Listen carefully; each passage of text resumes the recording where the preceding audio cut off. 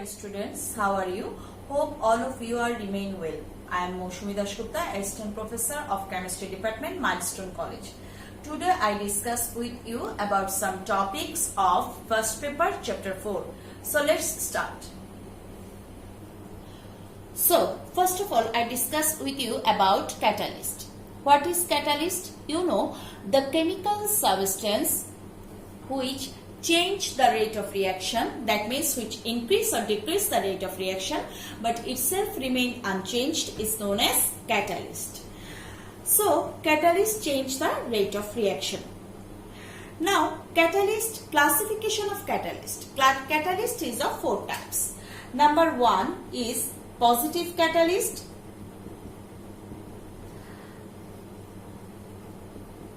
Number 2 is negative catalyst. Number 3 is autocatalyst. And number 4 is induced catalyst.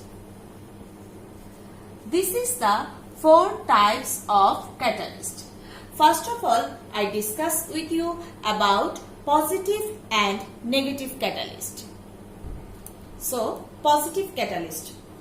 The catalyst which increase the rate of reaction is known as positive catalyst, and the process is known as positive catalysis. Actually, the process in which catalyst change the rate of reaction is known as catalysis. That's why the process by which positive catalyst increase the rate of reaction is known as positive catalysis. For example, you have seen that when potassium chlorate is decomposed, then it is formed potassium chloride and oxygen. But in presence of manganese oxide, the rate of reaction will be faster. That means here manganese oxide acts as positive catalyst because it increases the rate of reaction. It increases rate of reaction. Come to negative catalyst. The catalyst which decrease the rate of reaction is known as negative catalyst. That means this type of catalyst decrease the rate of reaction, just opposite of positive catalyst. And the process through which negative catalyst decrease the rate of reaction is known as negative catalysis. Now, when hydrogen peroxide is decomposed and form water and oxygen, then in presence of H3PO4, that means phosphoric acid, the rate of reaction decreases. So this here in this reaction, H3PO4 acts as negative catalyst. Now I know you have a question that how this positive and negative catalyst change the rate of reaction. So now I discuss with you how this positive and negative catalyst change the rate of reaction. So dear students, from your previous lecture you come to know that rate of reaction is inversely proportional to the activation energy. What is activation energy? The minimum energy that is required to a reactant molecule to participate in a chemical reaction is known as activation energy. So, if rate of reaction is inversely proportional to the activation energy, that means if activation energy increase, then rate of reaction decrease. If activation energy decrease, then rate of reaction will increase. Now, come to the catalyst. If we use positive catalyst, then what you have seen? This is a graph when we put reactant axis on the x-axis and energy on y-axis, then we get a graph like that. In this graph, the difference between reactant and product is deltage, and the difference between activated state and reactant is EA, that means activation energy. So you have seen here this is the graph is applicable for endothermic reaction.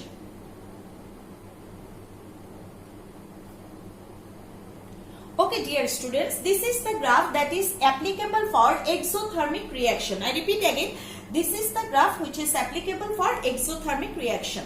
So you have seen that this is the activation energy.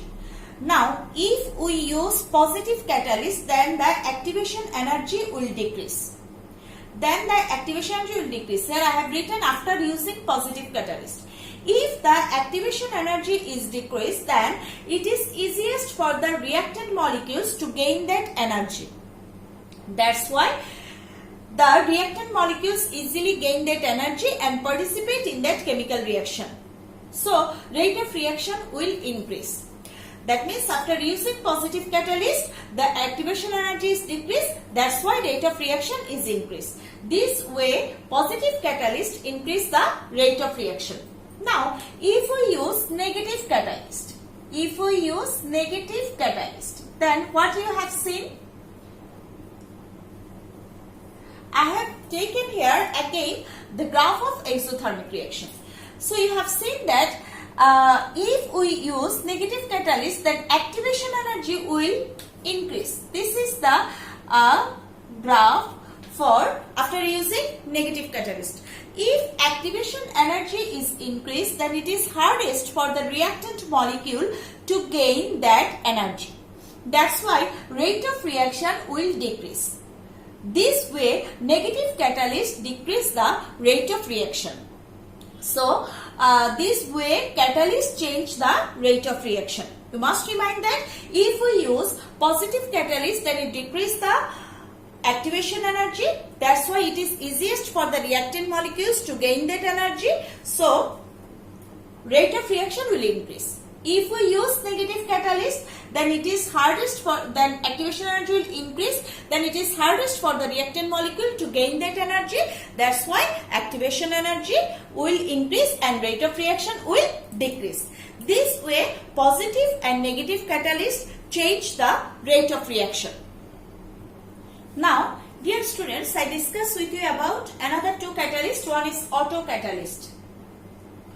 When one of the product of a chemical reaction act as positive catalyst or act as catalyst, then the product is known as autocatalyst. So, I have written here one reaction. You have seen in acidic medium when potassium permanganate react with oxalic acid, then it produces potassium sulfate, manganese sulfate, water and carbon dioxide. After producing this manganese sulfate, the rate of reaction will increase. That means here MnSO4 acts as autocatalyst because it accelerates the rate of reaction, okay, or it increases the rate of reaction. That's why here MnSO4 is a autocatalyst. So you have make a similarity with definition and the example. If one product of a chemical reaction change the rate of reaction or act as catalyst, then the product is known as autocatalyst. That's why MnSO4 is known as autocatalyst. Now come to induced catalyst. To define this induced catalyst, before I have given you example. You have seen here when Na2SO3 reacts with oxygen, then it produces Na2SO4. But Na2SO3, that means sodium arsenide, when sodium arsenide and oxygen, they does not participate in a chemical reaction. So I have written here no reaction. But in presence of sodium sulfide, sodium arsenide also participate in this reaction and form sodium arsenate. Sodium sulfide react with oxygen form sodium sulfate, but sodium arsenate does not participate in this reaction. In presence of sodium sulfide, sodium arsenate also participate in this reaction. So here sodium sulfide is a induced catalyst. So what will be the definition of induced catalyst? If one reactant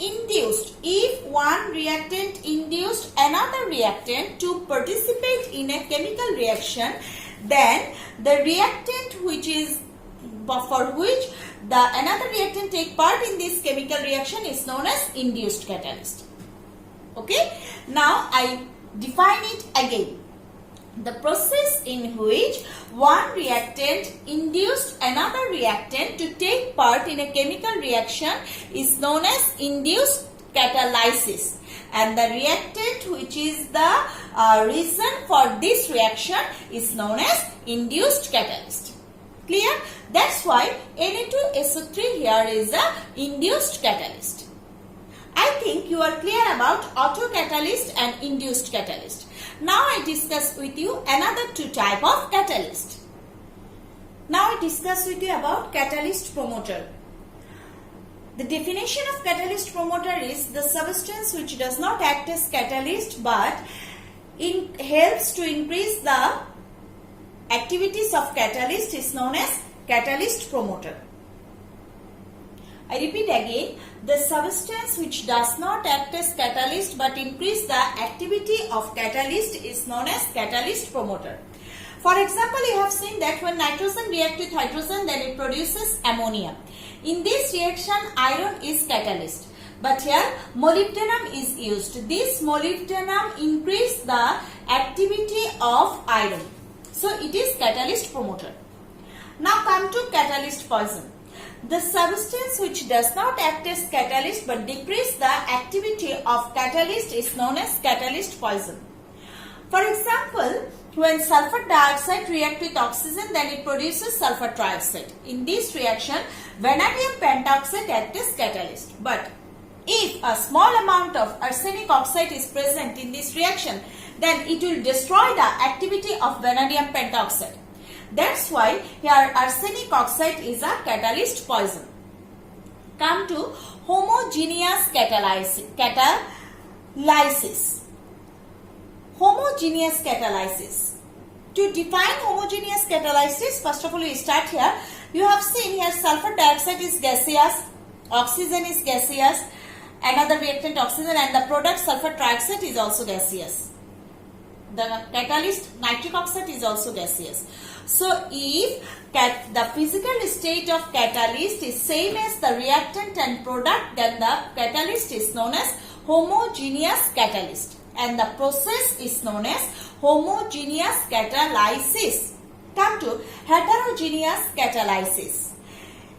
Here you have seen sulfur dioxide gas. I have taken same reaction, oxygen gas, sulfur trioxide gas, but platinum is solid. That means here the physical state of the catalyst is not same as the reactant and product. That's why here platinum is a heterogeneous catalyst. So, if the physical state of catalyst is not same as reactant and product, then the catalyst is known as heterogeneous catalyst and the process is known as heterogeneous catalysis. So, this is the type of catalyst. Now, I discuss with you about the effect of some factor like pressure, concentration and temperature or rate of reaction.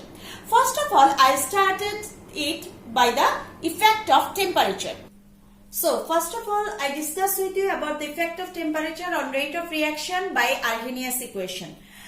Scientist Arrhenius said that with the increase of temperature, rate of reaction is also increased. And for 10 degrees Celsius increase of temperature, rate of reaction will be double. That from there, Arrhenius told that rate of reaction is proportional to the e to the power minus Ea by RT. That means rate of reaction is proportional to the exponential rate of Ea by RT. Here Ea is activation energy, R is molar gas constant and T is absolute temperature. T is absolute temperature. Again, with the increase of temperature, the rate of collision number is also increased. And with the increase of collision number, rate of reaction is also increased. That's why rate of reaction is directly proportional to the collision number N. From equation 1 and 2, we can write rate of reaction is directly proportional to the N into e to the power minus Ea by RT. Right? Now, at constant temperature, rate of reaction is also fixed and that time rate of reaction is directly proportional to the rate constant K. So, this is the equation number 4. From this 3 and 4, we can write that from that 3 and 4, we can write that K is proportional to N into e to the power minus Ea by RT. That means K equal to x into n into e to the power minus Ea by RT, where x equal to proportional constant. Proportional constant. Now we can write K equal to A into e to the power minus Ea by RT. Here A equal to x into n equal to Arrhenius constant. Arrhenius constant. This is the Arrhenius equation on the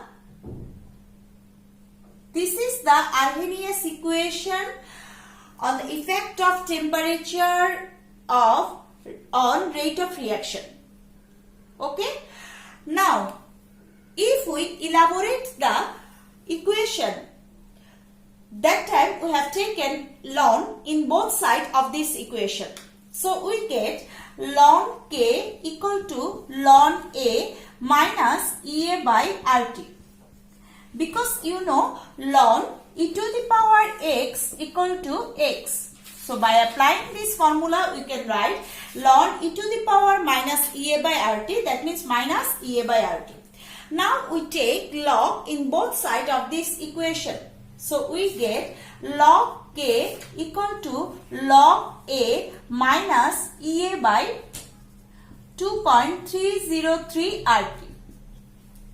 We can write this equation in this way. So we can write this equation in this way. We have written that log K equal to log A minus Ea by 2.303 RT.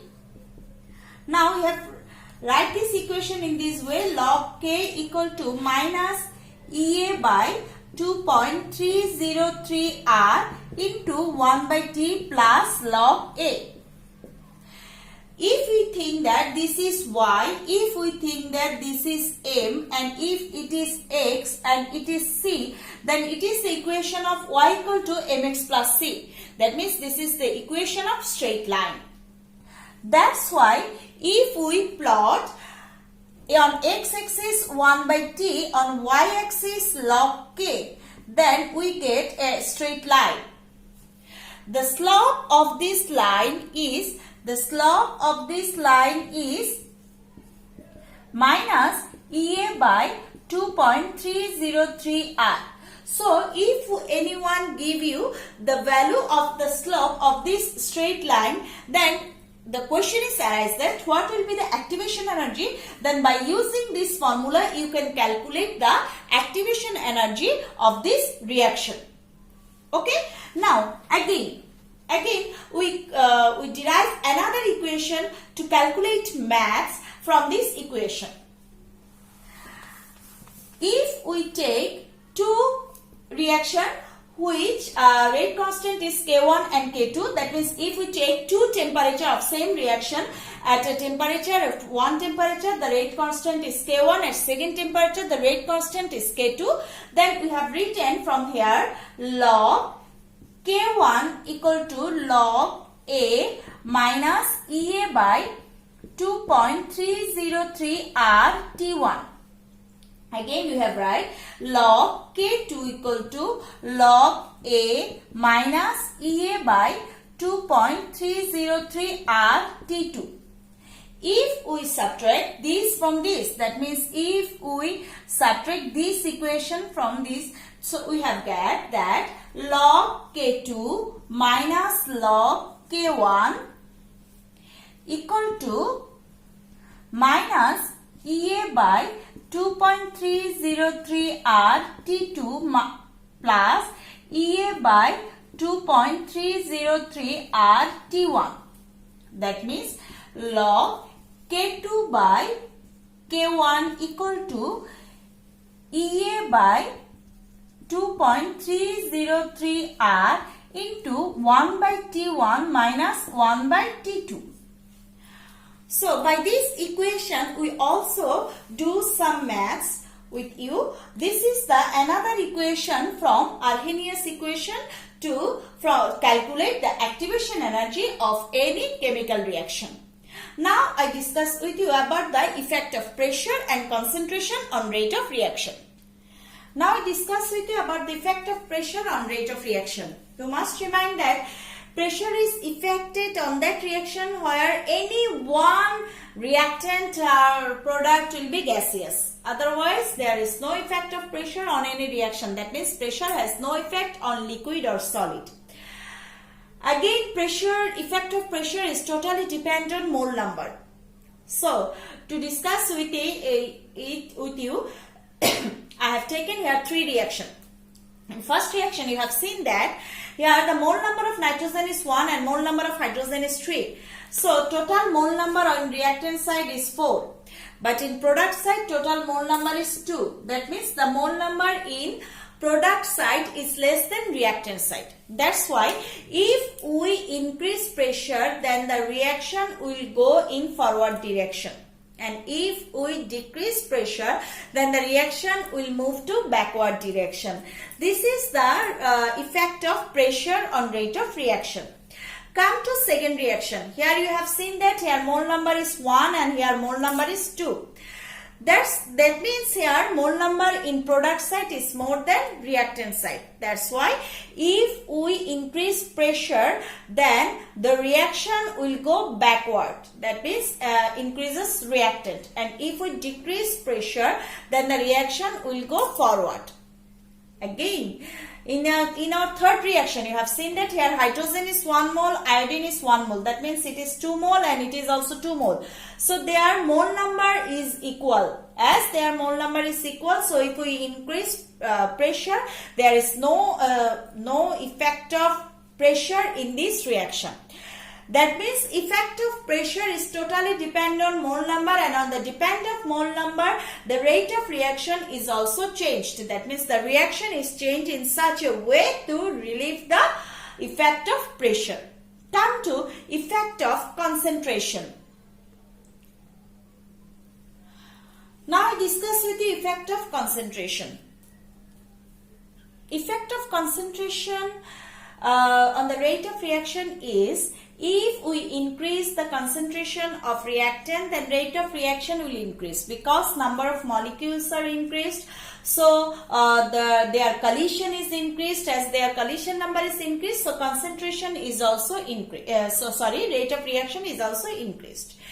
That means if we increase the concentration of reactant, then the reaction will go forward. That means rate of reaction will increase and product will increase. And if we increase the concentration of product, then rate of backward reaction is increased. That means amount of reactant will increase.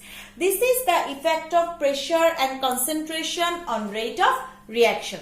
Now I discuss with you about some mathematical problem of Arrhenius equation.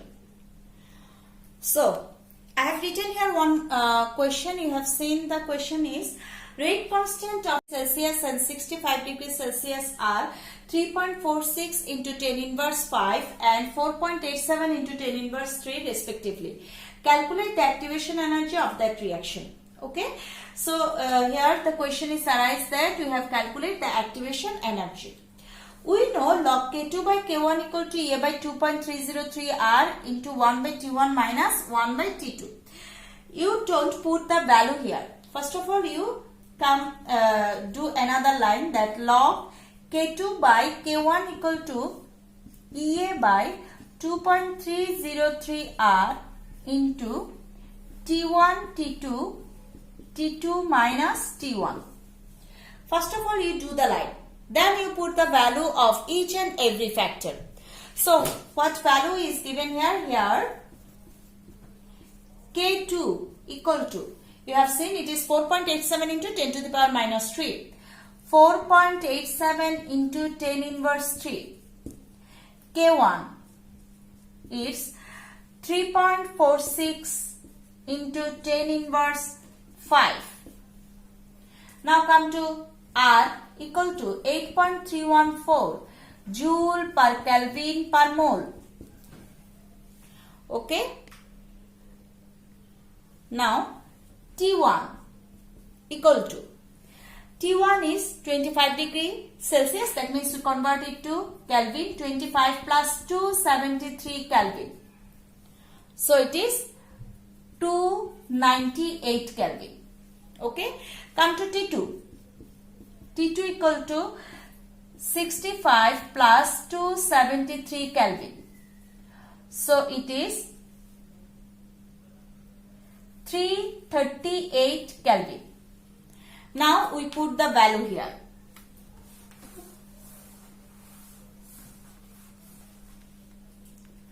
Now we put the value in our equation. So we have gotten that log K2 by K1, that means 4.87 into 10 inverse 3 divided by 3.46 into 10 inverse 5 equal to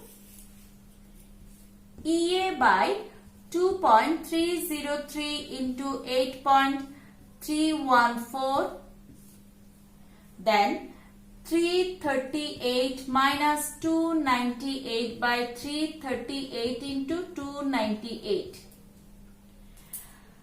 So if we put the value, then we get EA equal to 10.355 into 10 to the power 4 joule. This is the result of activation energy. So this way we can calculate the activation energy of a chemical reaction. No more today. I will discuss with you about some chemical reaction, about chemical equilibrium on my next class. Remain home and stay safe.